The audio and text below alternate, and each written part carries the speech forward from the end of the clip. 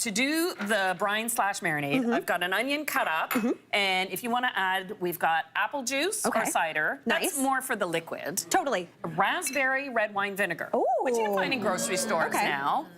I want to add a little sweetness to promote a bit of glazing, and nice little crispy bits on the outside. We love that. With some brown sugar.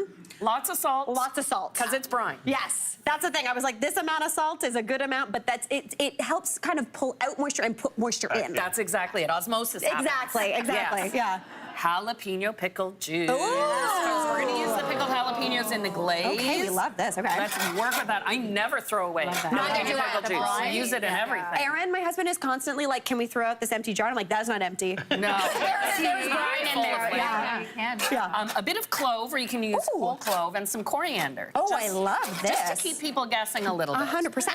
It's a little almost holiday ham, but summertime. Yep. Yeah, I love that. Then you drop in the chops, and this is why I like the rib end chops, because you get that little, like a ribeye steak, that nice little tender bit on the outside. Yeah, beautiful. Minimum an hour, but you can do this up to a day. Okay, perfect. Flip them over now and again. Okay. And then we've got some. Already brined.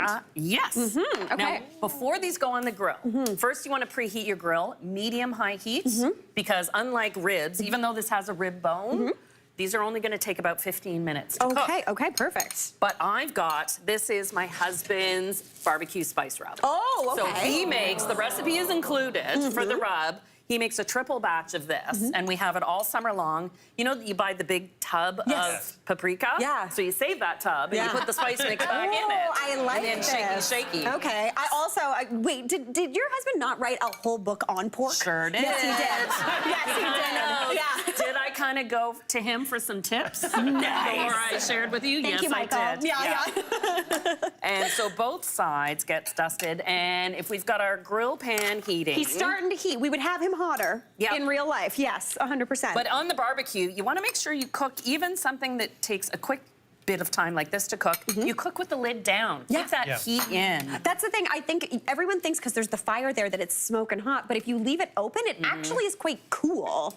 So we would have a little sizzle if, perfect. It'll start sizzling. We'll get there. I find the rub helps prevent it sticking. Oh, nice. So, and it's great. And never pay big money for the spice rubs because it's all salt and sugar and paprika. Exactly. Also, use up the stuff you already have just sitting in that spice cupboard for years. Just use that. It gets grilled. It gets a little smoky. Speaking of using what you have, straining off the liquid from that brine, we're now going to build the glaze. Oh, okay. And so that's got a combination. So that's already got the flavor built into it. It smells delicious. And this is where those spices really come into play. This is just some commercial barbecue sauce, or if you have your secret recipe. Yeah. But basically, it's that sweet smokiness, and we're going to build on that by adding some raspberry jam. Remember, there was that raspberry vinegar. Do you know what this is reminding me of? This is reminding me of, like, party meatballs. Yeah. Do you remember party meatballs? I don't know what party meatballs are. Olson. You guys know party meatballs. They're in a crock pot. They're in a crock pot all the time. And there's, like, grape jelly, chili sauce. Grape jelly. It's awesome. New to me. Okay, but that sounds like fun. I was like, Anna, you'll come on, we'll make them. It'll be good. Yeah. The diced up jalapeno pickles. Oh, nice. From the brine. Beautiful. And the final 5 minutes of cooking. So really, you cook your chops to 145 Fahrenheit. You can use their thermometer, but because of the brine, even if you want to go further, you're okay. Glaze them with that raspberry jalapeno glaze the last few minutes of cooking, just to get the caramelizing. That little bit of caramelization, and then you end up with these.